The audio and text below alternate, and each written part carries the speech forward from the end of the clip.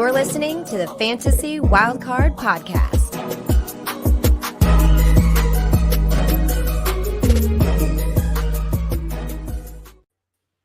Hello and welcome to the Fantasy Wildcard Dynasty Show. I'll be your host this week, Ali. You can follow me on Twitter at FFDynastyGrill. With me as always is my amazing co-host, Matt, who you can follow on Twitter at MattFFDynasty. Good evening, Matt. How are you doing? Yeah, I'm doing really well, thanks, Ali. We're getting close now, aren't we, to draft the draft starting. The excitement's obviously building. We've got a great show coming up. We're going to talk a little bit about some of these rookies that are going to be coming into the NFL, and obviously we've got a brilliant guest to break it down. Like you're going to mention, they've got no Kev this week, but we've got the best two hosts, and then we've got a brilliant fill-in with this guest as well. So yeah, I can't wait for the show. It's always a good one when we've got this guest on. So looking forward to it. This exciting stuff for sure. And yeah, you will notice that Kev is not here tonight. Unfortunately, he's still unwell. He was incredibly excited about the show this week. Maybe he's hit himself into the ground, got himself a bit too excited. But yeah, we'll hopefully see him next week for another great show. But yeah, we'll crack on with tonight's show. So we've got an amazing host coming on. On today's show, we welcome on the host of the Dynasty Theory Fantasy Football Podcast and content producer over at Dynasty League Football. So we give a warm wildcard return to John Bauer, who you can follow on Twitter at the Bauer Club. How are you doing tonight, John? Hey, what's up, guys? I'm doing well. Matt, like you said, we're less than 2 weeks from the NFL draft. Yes. I think we're all ready. You know, we're going through all these scenarios. We've been putting the time in, putting our getting our analysis in place. Going to discuss some of the landing spots tonight, and we're almost there. I cannot wait. It does feel like it's been a long pre-draft process, and before we know it, yeah, it's going to be this time in a couple of weeks' time where we're going to be diving into that NFL draft. I cannot wait to see where these rookies land. And with that, it brings us nicely onto tonight's topic, which we'll be getting JB here to give us his dream rookie landing spots from, of course, a dynasty perspective, as we are a dynasty show. So yeah, without further ado, it's nice and symmetrical tonight. We've got 2 quarterbacks, 3 running backs, and 3 wide receivers to talk about. So John, give us your first rookie quarterback and your dream landing spot. Yeah, Kev warned me when he was going through the show notes and everything. He said, JB, only a few minutes per player here. So I'm going to try to stick to it here. Before I get to the player that I want to mention first, you know, I'm looking at some of these guys, and like a Will Levis, I truly don't care where he goes. That's a player that he's very divisive, and he's somebody that I'm most likely not going to be targeting in my Superflex rookie drafts. So because of that, I prefer him to go to a spot that is going to boost his perceived value, and it's going to allow other players to slip to me in that 107, 108, 109 range. And then Anthony Richardson, even though I do want him on my dynasty rosters, he's a player that I don't know if it really matters all that much where he goes. He's still a tremendous athlete. Hopefully it's a team that can develop him a little bit more as a passer. But overall, those are 2 guys that I just don't really care where they go. Now, that leads me to CJ Stroud. I would love to see CJ Stroud go to the Carolina Panthers. And with the way the draft order is set up, I'm not sure if that's exactly possible unless he slips a little bit, but this is a team that's trending in the right direction. It's a franchise trending in the right direction. You bring in Frank Reich as the new coach, new offensive coordinator Thomas Brown coming from the Rams, who found success there as a position coach, and then he was part of the Super Bowl team in 2021. But this is a team that also has been willing to go out and spend money and put a rookie quarterback in a somewhat solid situation, at least as solid as we could hope it would be. Miles Sanders, Adam Thielen, DJ Shark, Hayden Hurst, not the superstar lineup you would want a rookie quarterback going into, but still, we kind of had this conversation. I say we, the dynasty community, about the Jacksonville Jaguars last year. Oh, what are they doing? They're going out, they're spending this money. Look at this contract they're giving Christian Kirk. We complain whenever teams try to build around a quarterback, and then we complain when they don't. Look at what we do constantly with like Aaron Rodgers in Green Bay. Well, they're not getting him the weapons. They're not getting the weapons. So they're doing something here to help a rookie quarterback ease into it. And they're also in a division where they could be competitive with Atlanta, New Orleans, and Tampa Bay, who, let's be honest, none of them are going to be fighting for a Super Bowl here. At least I don't think so in the near future. So CJ Stroud, Carolina Panthers, let's see it. Yeah, no, I think I fully agree. I'd love to see CJ Stroud land with the Panthers, like you mentioned, that the head coach getting in Frank Reich over there. I think that's going to be great for his development as a quarterback. We've seen what he's done in college at Ohio State. The difference in the weapons that he's had over there compared to what he might have in the NFL could be vast, and that's crazy to think that he probably had the better weapons in college than what he's going to get when he enters the NFL. But like you mentioned, I think that the coaching staff that they get set up over there at Carolina, the way that they're going to run that franchise, I feel like it is going to set up perfect. They're going to build this team around CJ Stroud and the strength that he's got and that he's shown in college football. So yeah, I think it's a great landing spot for CJ Stroud, and one that I can see happening as well. So yeah, I'm wheels up for that, and fully agree. This is going to be a great landing spot if we do get it. And sorry to jump in again. A correction here on my end. I had mentioned my phrasing was a little poor. I said if he slips to Carolina, if he is not taken by Carolina, let me rephrase that. I think we could see him slip a little bit. So if it would go Bryce Young, Carolina, we all know Houston's kind of the wild card. What are they going to do? Are they looking ahead to 2023? So let me. I don't want your listeners jumping on me on Twitter. JB, what the hell are you talking about? They had the first pick. Let me rephrase that. There you go. We got you. Yeah, and it kind of looks like that's the direction that it's going in with Bryce Young now pretty heavily back to be that number one pick. I don't know what sort of game the Texans are playing. I really would love them to take Stroud and then take Jackson Smith-Njigba with their second pick. Would be incredible for fantasy in that correlation. But yeah, in terms of this landing spot, CJ Stroud is my number one quarterback in this rookie draft. Therefore, I want him to go number one overall. I think he's the best, the safest prospect with I wouldn't say the highest ceiling because we know Anthony Richardson's got the highest ceiling. But in terms of him and Bryce Young, who I feel is really safe quarterbacks, I feel that CJ Stroud's got a higher ceiling than Bryce Young. So for me, this would be perfect. I really like what the Panthers are doing. They built up their defense last year. They traded away a lot of players on offense, but they built up their defense. They kept their players like Brian Burns intact. So yeah, the fact that they've added veteran wide receivers, I think, is really a canny move, a really good move for a rookie quarterback to come in and just hit the ground running. And yeah, as you mentioned, they're in a really poor division. I mean, my team, the Tampa Bay Buccaneers, they're pretty much in free fall right now. The Falcons have spent a lot of money in free agency, and the Saints as well. They think they can compete, but I'm not sure that they really can. So for me, it would be an absolutely perfect move for CJ Stroud to land on. Just a quick one, John. Where do you have CJ Stroud ranked in your rookie quarterback rankings? My top tier right now with the rookie quarterbacks is CJ Stroud, followed by Anthony Richardson, kind of tiered together.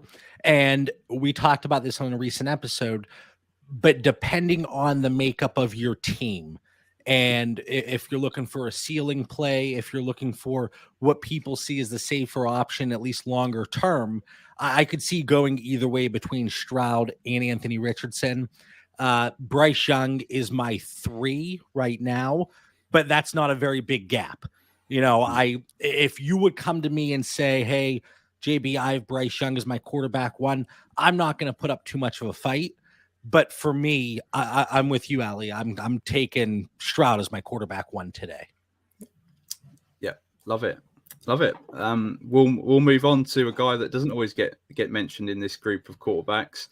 Maybe because of the injury that he had, but certainly picking up some buzz late on in this draft process, getting some late first round buzz. So who's your guy, JB? Yeah, this one was interesting for me, and I kind of hedged my bet with the team because you'll see when we get to wide receivers, I talk about this team again. But Hendon Hooker to the Minnesota Vikings, it's an easy situation to look at and say, well, he's coming off the injury. Let's give him some time. You have Kirk Cousins, who's still playing a solid level. Solidly high level. And the contract as of now, it's up after 2023. So every offseason, it seems like they go through the will they, won't they? Are they going to extend them? Are they going to release Kirk Cousins? Are they going to start to go in another direction?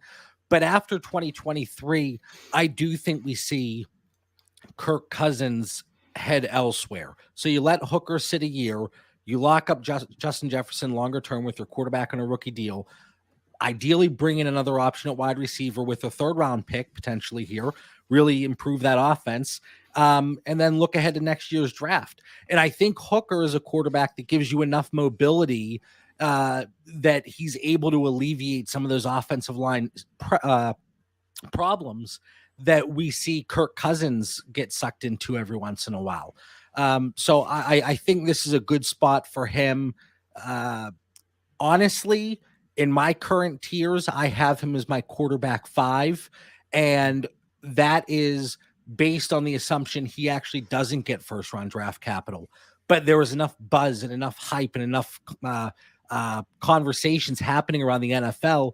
It sounds like there's a very good chance Hendon Hooker does go towards the end of the 1st round. And if that happens, there will be an adjustment. And I would probably put him then above Will Levis as my quarterback 4, even though Hendon Hooker's entering the league at age 53, a little bit older over there, but he's got a lot of experience, did a lot of good things in Tennessee with Hyatt and Tillman. So I do think there's some promise there, and the NFL is going to tell us what they think about him and give us the answer to the last piece of the puzzle there. Yeah, I love it. I think if you'd have gone back a few weeks and you'd have said Hendon Hooker and Will Levis are going to get drafted within, say, 10 picks of each other, people would have gone, you're absolutely crazy, because Will Levis was getting, I know one mock, I saw him get drafted number 1 overall. He seems like he's the guy that is going to slip into the teens probably, and Hendon Hooker, say, if he's going to get sort of mid-20s, around about where the Vikings pick. It seems to make sense right now. I think, especially with that 5th year option, I think is a lot of teams are going to like that at the back of the 1st round. Maybe it's a team that jumps back in from the 2nd round to the 1st round. But yeah, certainly Hendon Hooker, it seems like the perfect situation with Kirk Cousins, who I think he just took him as far as he can go last year to have that record that they had. They won all them games by 1 score. I just can't see Kirk Cousins moving the Vikings on any more than that. They had all the weapons around him. Seem to be, they've obviously lost Adam Thielen. Talks that they're going to possibly cut Dalvin Cook before the draft.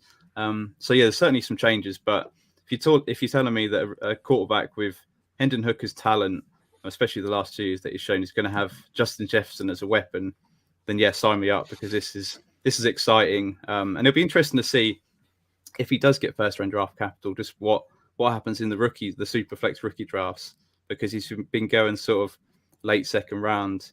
Could he be a 1st round pick? Because for me, them picks 1 to 10 to 112 are pretty disgusting. But if he gets 1st round draft capital, lands on the Vikings, then he could potentially slip into that 1st round. 100%. Go ahead. Yeah, John, you're the guest. You carry on. I was completely agree. I think it gets murky there. Not to say maybe I won't phrase it the way you did, but it gets a little murky, that's for sure, once you get to the end of the 1st, and there's a few tier breaks along the way.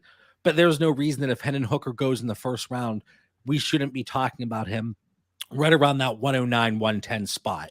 And some might even push him a little bit higher, to be honest with you. And then depending if you're in a tight end premium league with Michael Mayer, Dalton Kincaid. But yeah, if Hendon Hooker goes in the 1st, I mean, we see it so many times outside of Jalen Hurts. First of all, the NFL really doesn't draft many 2nd round quarterbacks. Over the last 6-7 years, I think there's 4 or 5, and it's like Deshaun Kaiser, Drew Lock, Jalen Hurts, Kyle Trask, right? Did he go in the 2nd or 3rd? It all blends together a little bit, but there is a big difference between a team investing in Hooker in the 1st round and waiting to see where they can get him in the 2nd. And outside of Jordan Love, you don't see rookies sit, but that's kind of a unique situation. So if Hendon Hooker goes in the 1st, yes, he needs to be jumping up your board in Superflex rookie drafts. Yeah, and I think you usually see that, don't you? Teams, if they're really on a guy, they're happy to move into that first and get that extra year potentially with the fifth-year option. So, yeah, if Hendon Hooker gets that round one draft capital, it's obviously amazing for us in fantasy and the dynasty community. I think the landing spot you picked, JB, is again perfect. He gets that year to recover from the injury sitting behind Kirk Cousins, and I think he's got the talent to take that job next year if Kirk Cousins doesn't step up. I think the last few years have been a little average for what he's done over with the Vikings. So maybe they do look to move on after this year. And as I say, being able to sit behind Kirk for a year and then take the reins with an elite wide receiver in Justin Jefferson, it's one of the ideal situations for a quarterback like Hooker to land in. So yeah, I fully agree. I think it's a great landing spot. And you mentioned, John, that you take him at the end of the first if you did get that first round draft capital. And then you kind of mentioned the difference between a first round and a day two quarterback. What is the difference for you if he wasn't to get the round one draft capital? Say he does still go to the Vikings, but they maybe wait and get him in the second round, maybe even the third round. How much of a difference is that to you in terms of how you value him in Dynasty? Yeah, it's interesting. It's been discussed previous seasons. Well, what happens if a quarterback would go early second? It really isn't that big of a difference. Well, you have the fifth-year option, but then you have teams sitting there saying, well, yeah, we like this guy plenty to take him early second, but will we move up into the first and invest in him enough to draft this player? There's a few situations, and barring any draft day trades, let's say the Texans do pass on a quarterback at the beginning of the first. You could potentially look at a Hendon Hooker go in there at the beginning of the second. The Colts, that's a situation. If they think he slips, maybe they look to invest. So if he goes early second, I think that's where I'm going to be looking at him in my super flex drafts.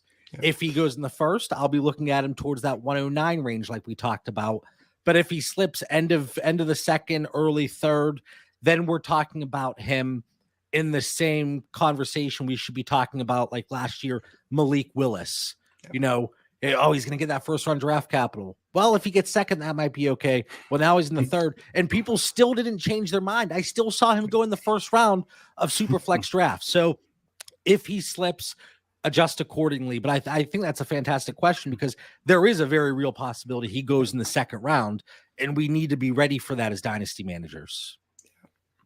Yeah, absolutely love that. He did actually, he visited my Tampa Bay Buccaneers this week for a top 30 visit. So it's an interesting one if they trade back a bit and still take him in the first round. I think that's an option on the table. So we'll move on to the running back position, and this one, it would be just incredibly exciting, this landing spot. Yeah, I started off with Jahmyr Gibbs of the Chiefs at 31, and I know we're going to be sitting here and listeners are going to be saying, JB, we saw this movie. We saw it with Clyde Edwards-Helaire. I want no part in it. The Chiefs seemingly are a really good landing spot for any offensive player, but does it come to fruition? And for Jahmyr Gibbs, we didn't necessarily see him, I don't want to say have the ability, but be put in the situation where he had to handle a huge workload throughout college, right? But he has displayed elite traits in the passing game. So because of that, that's really what makes me want to see Jahmyr Gibbs with the Kansas City Chiefs. An offensive weapon. Let him and Pacheco run that backfield. I know we have Clyde Edwards-Helaire here in 2023 still, but they didn't exercise his fifth-year option. Presumably he's elsewhere in 2024. But it's easy to look at a guy like last year, Jerick McKinnon.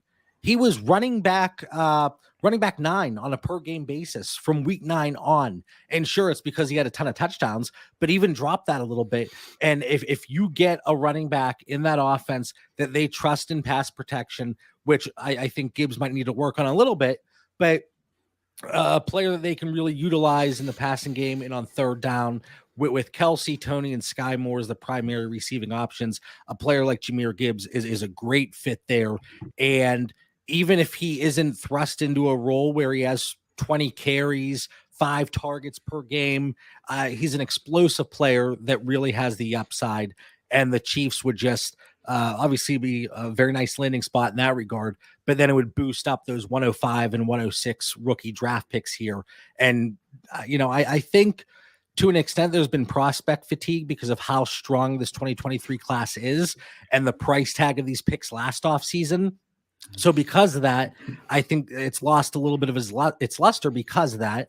And I think this will just be one of those landing spots that would kind of bolster the mid-range again once you get to the middle of the first. Yeah, I mean, is it just me or is it getting a bit hot in here? Because I absolutely, John, you're speaking my love language here. I absolutely love this landing spot. I mean, you mentioned it perfectly as well. People are going to feel burnt because of what happened with Clyde Edwards-Helaire, but I think this is a completely different animal to what we've seen in terms of what Gibbs can present the Chiefs and what he brings, what we've seen obviously in Alabama with that receiving upside and landing with the Chiefs. It is honestly the perfect landing spot for a running back with the skill set that Jahmyr Gibbs has done. You look at Patrick Mahomes when he gets inside the 20, he leads the league in pass attempts inside the 20 by about 25%. Increase on the next quarterback. Inside the 10, it's the same, about 25%. He leads the league in passing touchdowns inside the 20, inside the 10. This is a guy who's not afraid of passing the ball inside the red zone. And who blames him? I mean, they've got the best quarterback in the league in Patrick Mahomes. So yeah, this is a beautiful situation. You mentioned Jerick McKinnon and what he managed to do there, being that receiving back, and as I say, being used. You mentioned the touchdowns, and I don't see why you can't expect that to happen with Jahmyr Gibbs and what he offers. I think he's a better receiving back than Jerick McKinnon. He's showed that through his time in college with Alabama that this is his bread and butter. This is what he lives on, these receptions in the backfield, and being with Patrick Mahomes, tied to the best quarterback in the league. Whew. Yeah.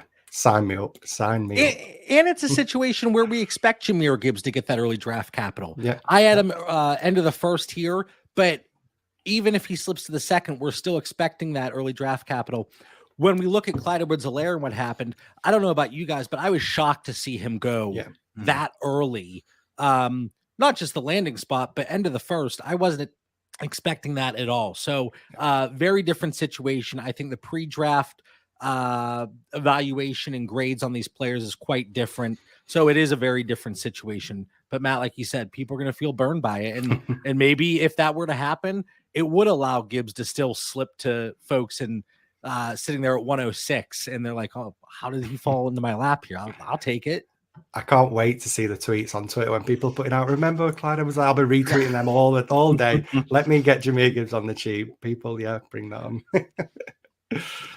Yeah, I mean, just when we talk about Gibbs, we say, what are the concerns with Gibbs? Well, for me, I know Matt's talked about it as well. We don't want this guy running up the middle, running straight into defenses. That's not his game. That's not where he's gonna score his points. And this is a guy really that only needs 50-60% of the running back touches, if that, because he's so explosive.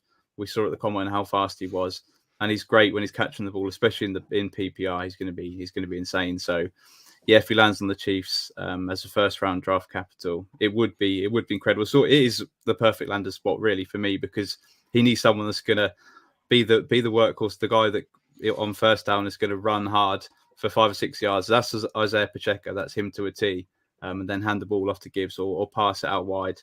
Absolutely perfect.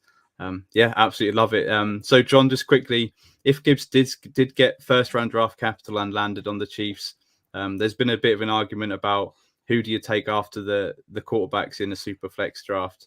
Is it someone, I know we're not talking about JSN tonight, but would you still pick JSN above Jahmyr Gibbs in your rookie super flex drafts? So I'm going to have a cop-out answer here. Because of the number of leagues I'm in and the way I see the tiers breaking, I have been doing everything possible. If I have 107, 108, 109, and so on, I've been trying to push up into that 105 and 106 range. So I have a number of picks there. I'm going to be able to take either one and probably split it evenly. But I could see roster construction coming into play where we see JSN go. That certainly could move things around within the tier. But yeah, my third tier right now it's Bryce Young, JSN, and Jahmyr Gibbs. So roster construction would certainly come into play, choosing between that tier right now. Even if Gibbs were to get end of the first draft capital or early second, it wouldn't really change things all that much for me. Yeah, and as you mentioned, if you do have the 106 pick and Jahmyr Gibbs lands in your lap, you're not going to be too disappointed about it anyway, because he's going to be an exciting player in the NFL. So we'll move on to another guy that could potentially be really exciting as well. Concerns about perhaps the size, but certainly in this offense, it could be really exciting. Yeah, I went with Devon A-Chain, Denver Broncos, early third round. So going through this, I try to think about where the expectation is for the draft capital that these players will actually get, the teams that could fall in that range, assuming no trades happen on draft day. But we know that the NFL likes to keep us on our toes, especially recently. So I think we're going to see a few trades. But then also, obviously, the ideal landing spot. So A-Chain, Denver, early third round, a 4.32 40. The expectation was that he was going to come in and he was going to shoot out of a cannon. And he did just that. The size, you mentioned it, obviously a concern, 5'9", 188. But you look at guys with his BMI that have found success in the NFL. It's not like we're talking about 5'11", 188. It's not like we're talking about 5'9", 170. Similar BMI and actually below him. And let me preface this. I'm not saying he is going to be any of these guys, but Reggie Bush, LaShawn McCoy, Christian McCaffrey, Jamal Charles, Darren McFadden, CJ Spiller, Chris Johnson, Larry Johnson. These are all guys that, yeah, you could point to his size, but he's still compact. He's a strong runner. He carried a heavy workload there in college. But the expectation is still that he's going to be part of a committee. But you look across the NFL, that's 80% of backfields right now, and that's the way the NFL has been going year after year. So it's not necessarily a bad thing. Can he hold up with high volume in the NFL? We might not have to find out. So for me, it is A-Chain filling the receiving back role in a Sean Payton offense. If you give us anything close to what we saw from Alvin Kamara under Sean Payton, I mean, that is just explosive. And we didn't see Kamara get a massive workload, especially on the ground. So I think A-Chain and Javonte Williams and Samaje Perine sprinkled in, that's a really nice backfield. And depending how the recovery from Javonte Williams looks, that would be even more of an opportunity for A-Chain. So early third, A-Chain, Broncos, and in the words of Russell Wilson, let's ride. I love that. Yeah, as you mentioned, you hit the nail on the head perfectly there, because a lot of people say the size, there is concerns that he's not going to get a great workload. He's going to be a third down explosive back. But you look at college, and he's done a lot of his work on the ground. It just shows that he can have a big workload if that was a role that he was given in the NFL. So he's my running back 4 right now, a guy that I struggle to put any lower than that, just because of the upside that he brings, the home run ability of A-Chain. It's someone that I want on my rosters, someone that I'm going to be targeting heavily in those second rounds of the rookie drafts. Yeah, it would be a great fit to be on a Sean Payton offense. We know what we've seen in the past with the running backs, especially Kamara. It's just been explosive and great for PPR. So, yeah, I love this landing spot. Yeah, definitely. Like you mentioned with Sean Payton there, I think he's going to get the most out of A-Chain if they bring him in over at Denver. And like you said, this is a guy that he's going to excel out in space, being that receiving back or just being used as a zone back, getting out wide and using that speed to blitz past defenders. It's a dream scenario. It's going to be interesting to see, like you mentioned, John, about obviously Javonte Williams and his recovery. If he doesn't get back to full 100% this upcoming season, and A-Chain lands in a situation where it's him and Samaje Perine, I mean, no offense to Samaje Perine, I think he did great last year with the Bengals, but I mean, A-Chain is going to look completely different to Samaje Perine in this backfield, and this is going to give a great opportunity for him to take a large majority of this backfield throughout next season if Javonte does take a bit of time to come back. And then I think that presents an interesting question looking forward. John, how would you feel with Javonte Williams when he comes back? You mentioned the backfield could work with these two, but would it potentially limit the ceiling of both these guys? Is it a situation where if you've got Javonte Williams in Dynasty, this is a worst case scenario landing spot, really, because you're getting such a high upside running back in this backfield? But how would you feel about the backfield as a whole and for both of those guys? I don't know that it limits A-Chain ceiling, because the 1-2 punch is kind of the expectation for him. Yeah. So anything extra is gravy for him. For Javonte Williams, I think managers need to be more worried about the injury itself than any running back they could bring in. So I've been attempting to move Javonte Williams. I still have a few shares, but certainly not a exposure percentage that's going to be overly concerning. But if they do, in fact, bring in a day 2 running back, we need to look at things with Javonte Williams, and, not necessarily a death sentence by any means, but we need to think about where he is in his recovery, the way this offense wants to use him if they're bringing in a ceiling play like A-Chain, and maybe look to find a manager in your league that could potentially value him over market and look to move him off your roster. Yeah, I've been desperately trying to move Javonte Williams on in so many of my leagues, and it's not come to fruition just yet. So that's quite a scary prospect for them to draft a rookie in the top 3 rounds. But we'll move on to this next guy, and this is an incredibly exciting prospect in an incredibly exciting landing spot for me. Probably the best landing spot, the one I'm most interested in to see who they draft. So over to you, JB. Yeah, and it's a landing spot every year. I mean, I feel like the last 3-4 years, a running back is going to go to Miami. A running back is going to go to Atlanta. Tampa Bay was on the radar for a few years in a row. But at pick 51, Miami Dolphins, Zach Charbonnet, I want any running back to land here. If we get a day 1 or day 2 back in Miami, all systems go. And again, I want anything, because the way I build a lot of my teams, I have a lot that I certainly geared towards the 2023 and beyond. And because of that, I would love to see an uptick based on the landing spots, the draft capital for a lot of these rookie picks. So Zach Charbonnet, I'll keep it short.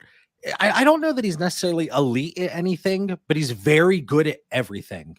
He can run. He can work out of the backfield in the passing game, not just as a receiver, but he's probably one of the better running backs coming out as a rookie this year in pass protection. And you look at, different grades and film analysis on running backs. Typically, pass protection is always a negative that's talked about. And Zach Charbonnet, with his size, can certainly hold his own. And you have a quarterback in Tua, not necessarily one that's looking to run. So nice, easy dump offs. We have the backfield. They stuck with Raheem Mostert, 2-year deal, like $5.5 million. Jeff Wilson, 2 years, $6 million. So yeah, they have guys there and they've produced, and we've seen this scheme work, obviously, in San Francisco. You throw any Joe Schmo in there and it seems like they're extraordinary. So let's get Zach Charbonnet there, sprinkle in Wilson and Mostert from time to time. That gives Charbonnet a bulk of the workload. And then there's a very good chance that many people would look at him as the running back 2 in this class. Yeah, no, I think you absolutely nailed it. Like you mentioned, it feels like a spot that we've mentioned for the last couple of years, that this is a spot we want any of our favorite running backs, any of our sleeper running backs to land on because of that offense. Obviously, Mike McDaniel there and that scheme that he had that's brought over with the 49ers, like you mentioned. We know the fantasy success of any running back in that kind of scheme. So getting somebody like Zach Charbonnet, who's one of the better prospects at the running back position this year, landing with the Dolphins, yeah, it's perfect. You mentioned the pass protection. We know the struggles Tua's had with the concussions. They need to protect him, whether that be the O-line and the running back. They've got to protect Tua. And like you mentioned, I think that could be a big part of their evaluation at looking at running backs is we need somebody that can protect Tua. And then, as you mentioned, not somebody that, I mean, he can move, but he's not the most mobile in terms of he's not going to be breaking off runs time after time. So the dump offs are there.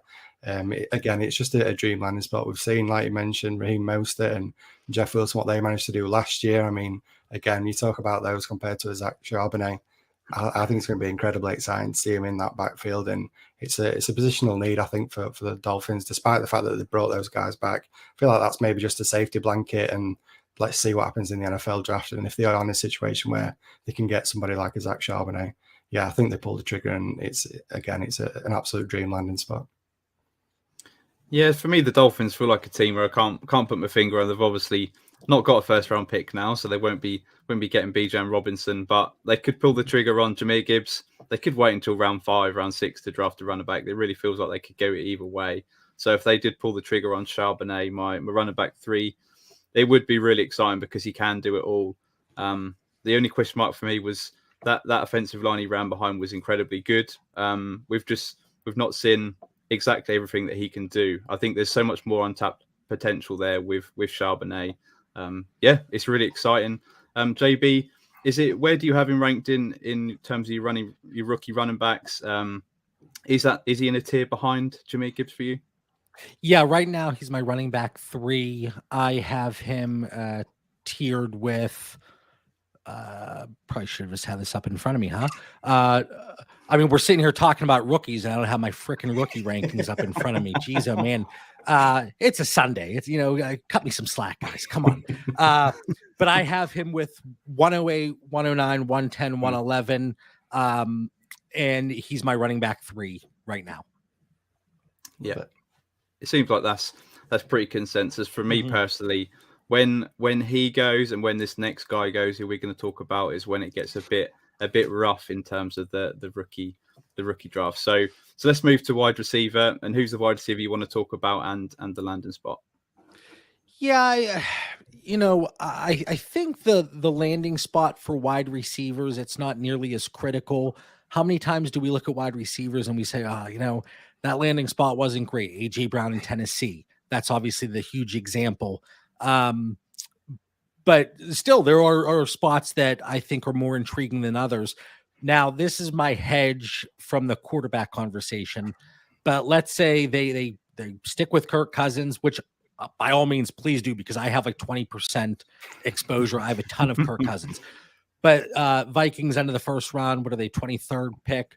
Jordan Addison, 7th of all FBS receivers with at least 50 targets with 2.99 yards per route run. So even going from Pittsburgh, where he was doing everything for that offense, and I said it time and time again, Jordan Addison made Kenny Pickett a lot of money. Okay, so transferring from Pitt to USC, I think the expectation was, hey, he's just going to have a monster season. Well, it didn't really play out that way. But by all accounts, he had a fine season. We're still talking about Jordan Addison as a first-round rookie pick. We're still talking about him as a first-round NFL pick. But he kind of lost a little bit of that production going from Kenny Pickett that was just locked and loaded on him to Caleb Williams, who's certainly a lot better prospect, looking at him as the top quarterback and the top pick next year. But that certainly hurt Addison from a ceiling perspective. But he can play out wide. He can play in the slot. The 40 time was a little bit slower than people would have liked. I think, what was it, 4.49? So, but I think he plays a little faster than that. Top 10 in yards after the catch per reception. And when, he can be an explosive playmaker, a Kevin O'Connell offense alongside Justin Jefferson, TJ Hawkinson, Kirk Cousins, he could fill that Adam Thielen role nicely. I think when you look at Adam Thielen, everything for him in 2022 was before the catch. He was 80th out of 84 receivers with at least 50 targets in the NFL this year in yards after catch per reception. So he was really doing nothing after the catch. And you bring in Jordan Addison, who might not be the most physical receiver, might get pushed off of his routes every once in a while, but there's still a nice ceiling there. And he could be somebody that's a really nice wide receiver too for your fantasy team. So Jordan Addison, Minnesota Vikings, let's pair him with Justin Jefferson and let's see that duo shine. I think you've absolutely nailed that, because Jordan Addison is my wide receiver too, and he's almost a tier ahead of the next guy.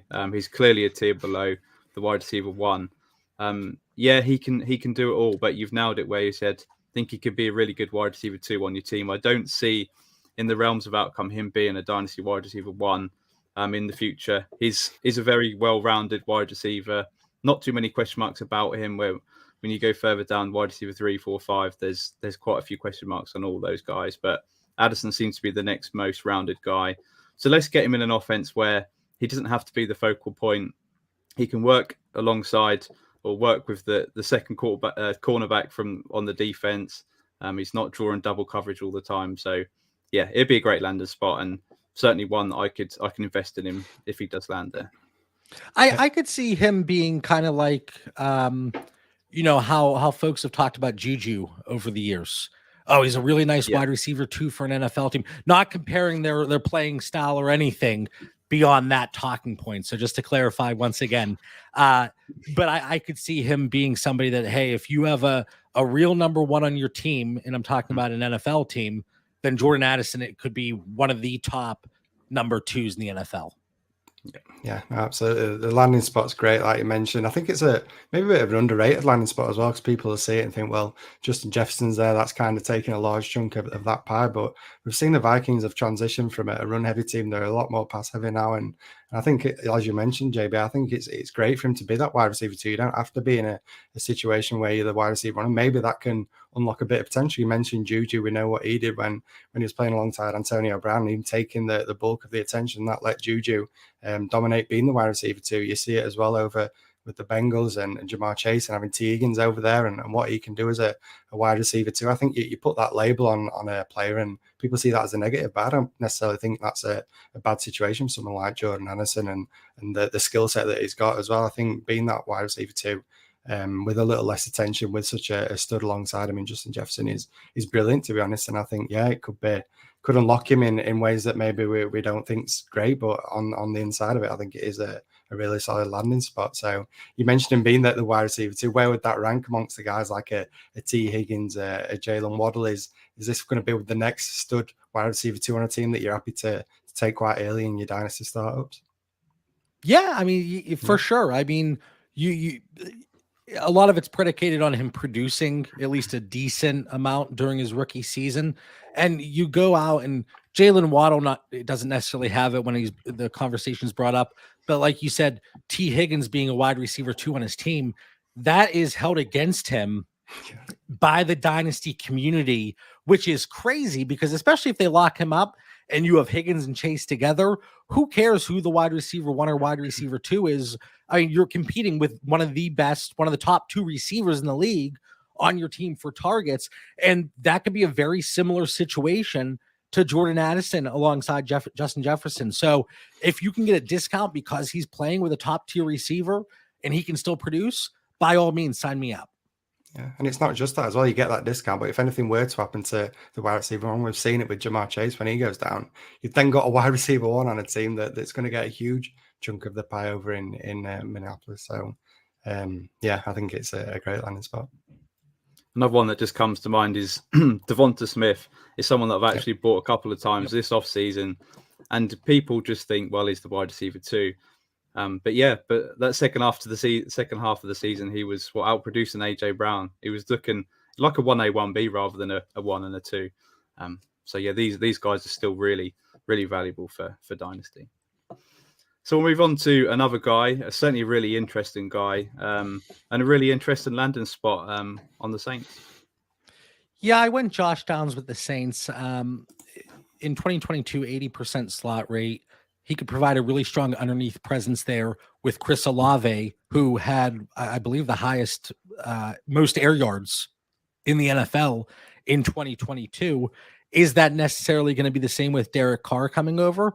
Who knows? But Josh Downs in that similar type role as Hunter Renfrow, who we saw Carr have a fantastic connection with, something like that could carry over here for the Saints. So, Josh Downs, I think he plays a little bit bigger than he is.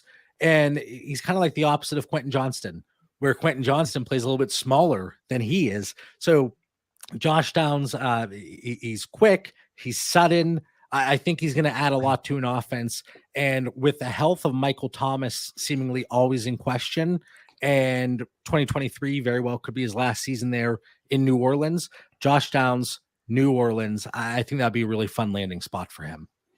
Yeah, no, absolutely. I think it's a great landing spot. Derek Carr obviously going over to the Saints is going to be another great safety blanket for him, and being in a new offense, I think these are the kind of wide receivers that your quarterback's going to lean on a lot to start with. So, yeah, like you mentioned, Chris Olave being there, Michael Thomas when he's healthy, he's going to command attention. And then, as you mentioned, we know the struggles that he's had in the recent years, so a potential opportunity there for him as well if Michael Thomas isn't back to 100%. And yeah, I feel like this is just one of those situations again where we're going to love this as a landing spot for a wide receiver, given the potential opportunity there, and with Derek Carr at quarterback as well. Yeah, I don't have too much more to add to it. I think it's a great landing spot. And who knows what happens with Alvin Kamara's legal situation. Yeah. You know, they might be looking for another playmaker, somebody that can work underneath, and there's going to be a lot of targets there. I don't want to say vacated targets because I know how that gets people going, but a lot of opportunities still, and not necessarily saying Downs would get those vacated targets from Alvin Kamara. No, I really like Josh Downs. I think he's my wide receiver 5 off the top of my head. Someone that you know what you're going to get with Josh Downs is that short, sharp moving the sticks. He's not going to take a long pass to the house because it's not his game. But a role that is really sort of increased in fantasy through the last few years is that sort of slot receiver that just moves the sticks, especially in PPR. Gets sort of 8-9 targets a game. Really useful as sort of a wide receiver 3 on your team. Someone that can fill in for bye weeks or whatever. I don't see the ceiling for Josh Downs, but someone that's uber safe for me personally, and certainly for Derek Carr. Derek Carr's an okay quarterback. He's absolutely fine. Someone that I think he's gonna hyper target if he does land on the Saints. So is Josh Downs someone that you're interested in Dynasty? Are you in on him, or is he someone that you think is just not got a massive ceiling? So you might just move past him to maybe some running backs who have got a higher ceiling. No, if he's a top 40 pick, he's somebody that I'm going to be targeting with a late first, right around that 112 range. Might slip to 201, 202, depending on the landing spots and draft capital for these running backs. And especially if Hooker gets the first round draft capital, I think it pushes things around a little bit more. But you talk about the ceiling. We're 46 minutes in. I got to disagree here. You know, we've been agreeing too much, boys. You know, yeah, he is a slot receiver. And yeah, I think it's seen as a safe play. But look at the way the NFL has been using the slot receivers, not just for the NFL purposes, but us as fantasy managers as well. CeeDee Lamb, Chris Godwin, Amon-Ra St. Brown, to a lesser extent, Christian Kirk. These are guys that have proven that they can operate out of the slot at a really high level. And, you know, CeeDee Lamb coming out as a rookie, he was right around 93% slot rate.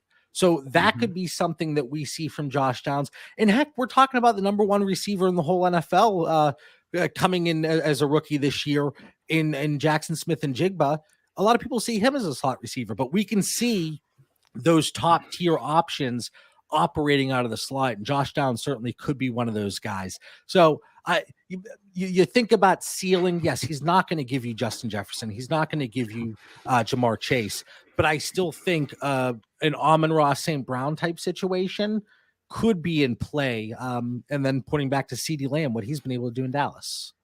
I think we spoke about it last week, didn't we, Ali, about the change in fantasy football as well. A lot of leagues are moving to that PPR style of format. And I mean, if you get a point for every reception, you've got your slot wide receivers that are heavily targeted in the NFL. In an offense here where it could potentially be the number 2 wide receiver if Michael Thomas isn't healthy. I mean, yeah, with Cooper Kupp, I mean, he's a slot wide receiver. We don't tend to knock him too much. So, yeah, I think with the transition in fantasy football moving to PPR as well, I think it's given a bit of value back to these slot wide receivers. And I don't think there is much of a negative as maybe there were a few years ago when we spoke about slot wide receivers. It's why I still have 50 shares of Jamison Crowder creeping around. Still believe. Sorry, it's going to happen, guys. It's going to happen. Sorry, Matt's got 100% of Christian Kirk. Absolutely. Hey, you played out last year. Played out all right. Exactly. I feel a lot worse. Who's laughing now? We'll move on to another guy where we could have another disagreement here, depending on how much you like this guy. But the Landon spot, I think, is really good for fantasy. Yeah, this is one I got a little creative with in terms of I put on my NFL hat kind of more than anything. Jalen Hyatt, Los Angeles Rams. You see the way this offense produced in 2021 leading up to their Super Bowl when you had a deep threat and somebody that could really take the top off this defense. You mentioned Cooper Kupp. Well, he's not necessarily going to be that burner that's running go routes down the field. So Jalen Hyatt comes in right around that 4.4 mark, blazing speed. 5% of his targets in 2022 were contested. And it's not necessarily because he's a great route runner. He just blows by everybody. So adding that to the Rams could open things up and give that offense something that they desperately need. I think they tried it to an extent with Allen Robinson. Well, we saw how that played out, clearly slowing down many steps there. But with the Cam Akers coming back a little bit here post Achilles, Cooper Kupp, Tyler Higbee, you still got Van Jefferson there, but I think a player like Jalen Hyatt certainly could add again. I've kind of come down a little bit on Jalen Hyatt. I had him right around that 112 mark. Now I kind of have him in the back end of that tier. So I'll be looking at Jalen Hyatt 204, 205, 206. We're getting to the point though. I'm going to be looking at other positions most likely as opposed to a Jalen Hyatt, but I think he's probably going to be one of the more boom or bust guys. But if you're telling me when you're looking at boom and bust between Treylon Burks, see, that's where Quentin Johnston, another big body receiver. I'm thinking about last offseason with Treylon Burks. With Quentin Johnston, middle of the first versus Jalen Hyatt, middle of the second. That's a much better price point for the risk there associated with these guys. So Jalen Hyatt, Los Angeles Rams, not talking about Treylon Burks this year. It's a shame. I still love Treylon Burks, but that's for another episode. Yeah, there's going to be no disagreements from me because Jalen Hyatt, I was start of the process, I was really high on, but now he's really slipped down my rankings to the point where I'm actually I don't know if he's even the best wide receiver on the team coming up from Tennessee. So that's just how much I'm souring on Jalen Hyatt. But I think this would be a great landing spot, more so in terms of the NFL point of view rather than for fantasy. There's question marks on. Obviously, he's going to get himself open, but the route running, is he going to translate into the NFL? Is he just going to be a burner and just use his speed? It'd be interesting to see what happens. I still quite like Jalen Hyatt, but yeah, I'll be picking him in, say, the middle of the second round as opposed to late first round where I was at the start of the process. Yeah, I mean, I've been talking about the other team in LA maybe taking a Jalen Hyatt with the Chargers, and obviously they've got a need there with the speedster. But like you mentioned, JB, I think the Rams equally got just as much a need of a speedster, and I think it's going to be really interesting to see what kind of role he does have in the NFL. I know if you follow Matt Harmon on Twitter and their reception perception, you look at his route tree and where he succeeds, it's basically just go routes. Anything else, yeah, it doesn't look too great, but in terms of go routes, he is that burner. He's that guy that's going to open up defenses, and that could be great for in terms of the NFL and how the Rams produce. Obviously, it's going to be a great thing for Cooper Kupp as well, and giving him a bit more space. But yeah, I think the landing spot is great for Hyatt. Somebody that maybe I mentioned about the change in fantasy football and the landscape and how you play it. If you're in a Dynasty best ball kind of league, maybe that's where Jalen Hyatt could really be interesting. As you mentioned, that boom bust kind of player. I think when he booms, it's going to be quite spectacular when he has those big games. It might only be a couple of receptions, but he only needs a couple of receptions to put up 100 yards. So, yeah, I think in that kind of format is even more exciting to me. But as you mentioned, I think that middle of the second, it's kind of lower risk and you're still getting that potential boom out of him. So, yeah, I like it. Yeah, well, we had a mini disagreement in the middle, but we're all together on the last guy. So it's nice way to end that segment, and we'll move on to the final segment, the fantasy wildcard selection. So we're going to put John under a bit of pressure here, and we're going to talk about we're going to get our guests to pick their fantasy wildcard. So the player that they think will improve their dynasty value the most in 2023. So basically a 2023 breakout performance. So without further ado, John, who is your selection? So I'm honestly, guys, I'm upset with my pick because I don't think he is going to improve the most, but it's still somebody I wanted to talk about. You bumped tight ends off of the entire show, so I couldn't let you guys show that lack of respect any longer. I want to talk about Trey McBride. When Zach Ertz was out in 2022, he saw a 14% target share, nothing to scoff at for a rookie. And without Ertz, he actually saw more PPR points per game, more 2 PPR points per game if you're in those expanded tight end premium leagues than Greg Dulcich, who people are just rolling over right now. And I still love Dulcich, so this isn't necessarily a knock on him. But there is a gap in that price point. So I think with the uncertainty around Zach Ertz, Trey McBride, I think people forget he was a really good prospect, but kind of an underwhelming rookie season. And you look at different metrics, yards per route run, extremely underwhelming. But we all know it takes a little bit of time for a lot of these guys as tight ends to take shape and take form in the NFL. So if there's any issue with Zach Ertz from a recovery standpoint, even if he is out there, I think Trey McBride gets a little bit more involved in this offense, especially depending on what happens with DeAndre Hopkins here throughout the offseason. But again, I'm a little upset with myself because I don't think it's somebody that we're not going to sit here a year from now and say Trey McBride is the tight end 1 overall in fantasy. He rose so much, but I like him, somebody that I've been trying to acquire in tight end premium leagues. If you're not in tight end premium leagues, ignore the last 3 minutes of your life because it probably doesn't matter all that much. But tight end premium, I love the format. So I got to talk about Trey McBride for a sec. There you go. No, JB, I love it. Taking the heart over the head there and talking about tight end. You don't care. He might not be the most improved in terms of value, but you wanted to talk about a tight end, and we love that. Me and Ali, we love a good tight end, so I'm more than happy to talk about Trey McBride. And yeah, I fully agree. This is a guy that last year when he came to NFL, I was really high on him. He was my tight end 1. A really solid athlete, landed in a situation that, I mean, with Zach Ertz there, it felt like it was going to be another case of like Dallas Goedert over there with the Eagles and Zach Ertz coming over and kind of ruining the hopes of this young, exciting tight end. But we got to see a little bit of him in that role as the tight end 1. I think he, like you mentioned, JB, I think he did perfectly well as a rookie tight end coming into the league and being sprung into that opportunity that maybe he wasn't expecting to have. I think he performed great. And I think the long-term outlook for Trey McBride is far better than what people maybe give him credit for. Just look at Keep Trade Cut, tight end 17. I think his potential is to get up there and being at least a top 10 tight end, if not creeping up even higher, with the potential he's got, as I say, with that athleticism. And when Kyler Murray comes back, hopefully that can unlock him again and we can see a little bit more from him. But yeah, I love this selection. It's always good to talk tight end. We don't usually talk tight ends in the wildcard section. So I love you going with your heart and taking Trey McBride. And yeah, I'm excited for him and that value hopefully creeping up in the next couple of years.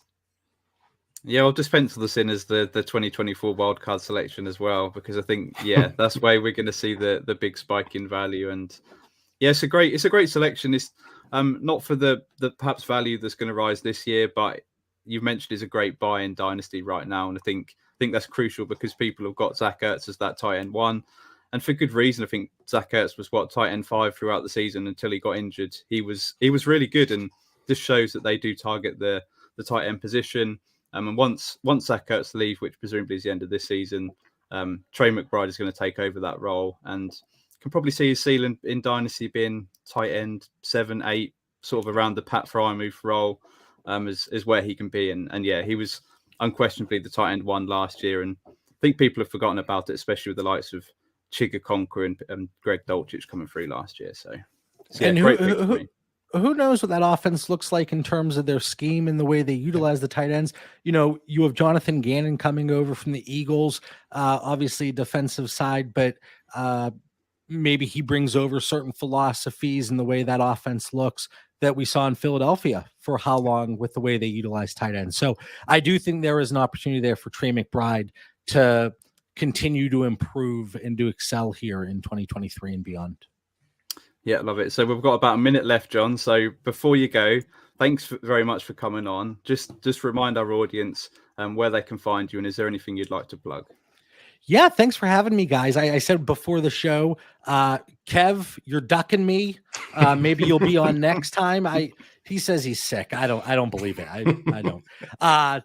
But no, I was closely monitoring the minute marks on the show notes, and I was like, okay, this looks good. So now I have a little bit of time to ramble. No, this was a blast. Thanks for having me on, guys. Find me on Twitter at the Bauer Club, one of the hosts of Dynasty Theory at Dynasty Theory FF on Twitter and Instagram. We have a great Discord community. We have a fantastic Patreon. We're constantly putting out additional bonus content. I have my cross-positional startup and rookie tiers that I'm updating pretty much on a daily basis and providing actionable takeaways in terms of market values and ways to maneuver. And we talk about that weekly on the Pivot Point, which is on the Patreon. And we have a very fun and exciting draft party every year in the Discord. People jump on with video. We were up till 2 a.m. the one night last year. So it was an absolute blast, but there's a lot of great things going on. And then follow my co-host, Mitch Sorensen at DynoMC and Dan Lamagna at FF Coach Dan. Boom, done. Under an hour. Thanks, guys. No, I love it. You're certainly one of our favorite guests. And yeah, your podcast is one of my go-to. So absolutely love your work. So yeah, thank you for tuning in. Be sure to follow us and subscribe on Twitter and YouTube at Fantasy Wildcard and at Wildcard Dynasty. And join us every Wednesday for our show releasing. So thank you once again. Have a good